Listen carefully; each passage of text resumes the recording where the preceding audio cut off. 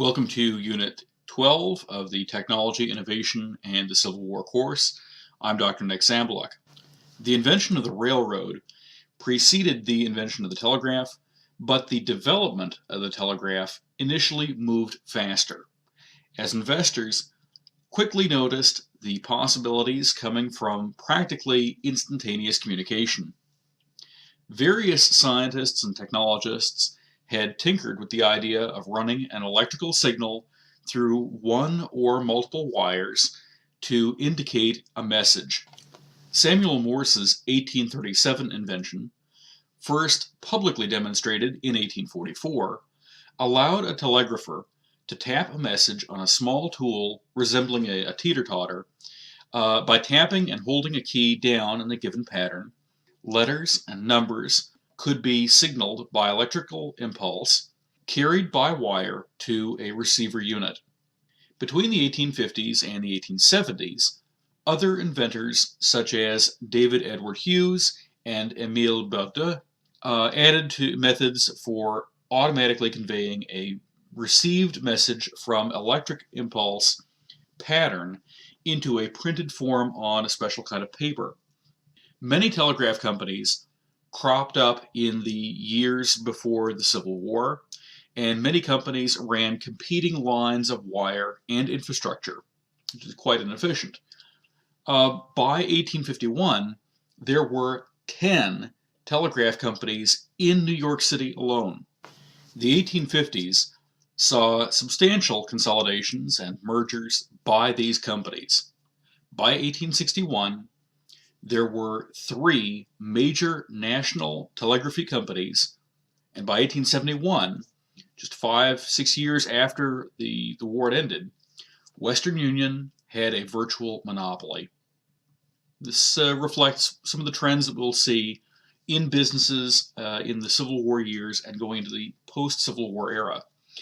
As early as 1846, media outlets recognized not only how handy it was to have reporters send their stories in an inexpensive but quick news flash to main offices, but also that electric technologies allowed false information to spread at practically the speed of light. For example, newspapers condemned what they called the, quote, the power to monopolize intelligence, close quote, for profiteering purposes, after telegraphers deliberately reported the wrong prices on flour when a merchant ship called Britannia arrived in Boston Harbor, again, 1846. During the Civil War, Major General Sherman, a Union commander mostly in the Western Theater, wryly commented that military glory involved being killed in battle and having one's name spelled wrong in the newspapers. So false information or incorrect things can get spread very quickly. The faster the communication method is at hand. Although messages, as fact, typo, or deliberate lie, could be conveyed by the flash of a telegraph, there was a twofold organizational problem that hampered the technology for military use. The first part of this was that the Army's new Signal Corps was separate from the U.S. Military Telegraph Corps. The second part was that the U.S. Military Telegraph Corps, despite its name, was comprised of civilians rather than military personnel. As such, they could not smoothly be ordered from one place to the next by military commanders. Also, as we mentioned with balloonists, they were civilians. They could be executed as illegal combatants if they were captured. Telegraph lines and telegraph stations were, furthermore, favorite targets of raiding cavalry. So the telegrapher's concern for safety was a real one. This was not some sort of fake worry in their head. There was real reason for concern. As a result, the Army's telegraphers were often careful to stay safely behind contested lines. Although by 1864, Sherman's Union Army was transporting reels of telegraph wire as it headed toward Atlanta, a major southern city, sometimes running wire almost up to the forward skirmish lines at the very vanguard of the army. Union telegraphers were nonetheless reluctant to risk capture and execution by coming so far forward. Major General Ulysses Grant, Major General at the time, tried to force the Army of the Tennessee's telegraph superintendent, a man named J.C. Van Duzer, into cooperation during the Vicksburg campaign, but without success. At the battles of Franklin and Nashville in 1864, Union forces under Major General John Schofield faced superior numbers of Confederate forces under Confederate Lieutenant General John Bell Hood. Because his telegrapher was so far to the rear, Schofield could not simply wire his superiors with news of the attack and ask for orders. Instead, Schofield had to write coded notes carried by horsemen who rode back to the area of the telegraph office, far to the rear. Then the messages would be decoded and wired by telegraph to superior headquarters.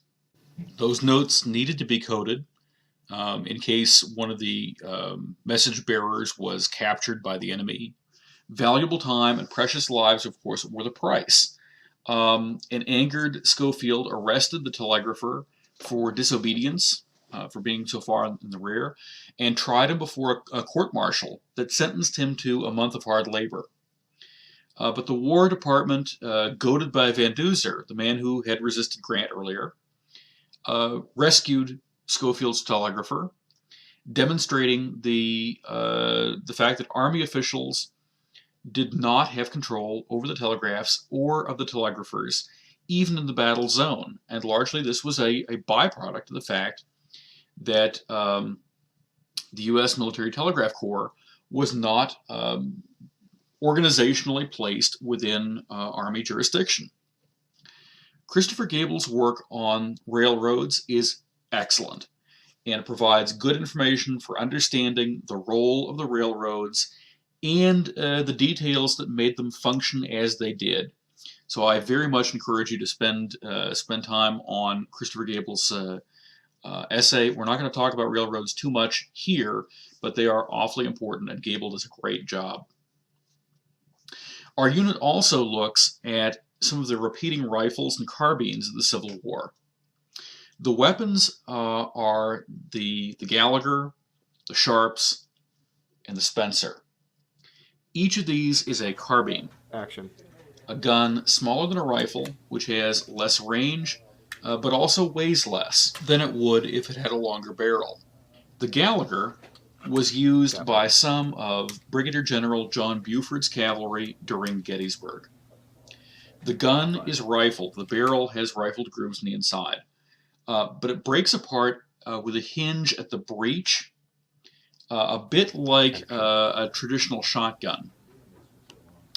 It is a single-shot weapon, but it can be reloaded fairly quickly in comparison to contemporary rifle muskets like the Springfield 61, Springfield 63, or the Enfield. The U.S. government bought about 20,000 Gallagher carbines to equip many of its cavalry formations. The Sharps is a lever-action, breech-loading, single-shot weapon. It too has a rifled barrel. The U.S. government bought 10,000 of these as full-size rifles to equip the elite sharpshooters of Colonel Hiram Berdan. Sharps rifles were the Union weapons used by the first U.S. soldiers to encounter Confederate forces west of the Peach Orchard at Gettysburg. When we see U.S. sharpshooters from regular Army troops in that area. Most of the weapons, though, were carbines for the cavalry, a total of 80,000 of them. For a cavalryman, the advantage of light breech loaders was that they could be reloaded while riding a horse. Although cavalry seldom used carbines while riding during the Civil War, they'd prefer instead to dismount first and then fight on foot, it was nonetheless appallingly dangerous to carry a weapon that one could not reload while riding and yet be a mounted soldier. The Spencer was a very popular weapon amongst U.S. soldiers. The U.S. government bought more than 10,000, and individual soldiers and states bought another estimated 94,000 Spencers. The advantage of the Spencer was that it, unlike the Gallagher and unlike the Sharps, was a true repeating rifle. It held a magazine with more bullets already in the gun.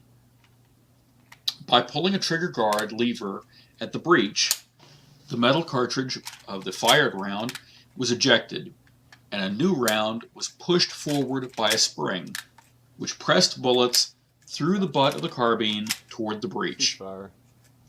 The more complicated Sharps and Spencer are heavy at the breech, which is made of a considerable block of steel. These small carbines weigh, each of them, about 9.5 to 10 pounds. In contrast, the small and simple Gallagher weighs about 2 pounds less, and the longer-ranging Springfield rifle musket weighs a mere 9 pounds. About the same weight. These are about comparable weights to the Garand rifle, the standard infantry rifle used by the United States in World War II. When armies march on their feet, weight matters. So too do complex mechanisms, because they might be prone to breaking or jamming. So a lot of these complex mechanisms allow a gun to fire and reload quickly, but the complexity also opens the door to potential jamming. The rate of fire that repeaters offered brought many Confederates to grief. With a bit of hyperbole, rebels complained that Union cavalry could load their guns on a Sunday and keep firing all week. The Confederacy tried, unsuccessfully, to make copies of the Sharps rifle, and it was unable to make a copy or a rival to the Spencer carbine. Despite their capabilities, these weapons remained limited to the hands of mobile formations, such as cavalry, and of specialist soldiers like the sharpshooter regiments. None of these was ever seriously considered by the United States as a wartime standard infantry weapon. Nonetheless, they had an important impact on many battlefields during the war when used by specialist troops, especially if they were on a decisive piece of ground. For this unit, think about the ways that physical technologies and organizations can complement or conflict with each other. Ideally, do you think that improvements in organization or improvements in physical technology should be the first step in achieving a major reform? I'd like you to discuss that on the discussion boards. Tell me what you think. Next time, we'll look at mobilizing the South for union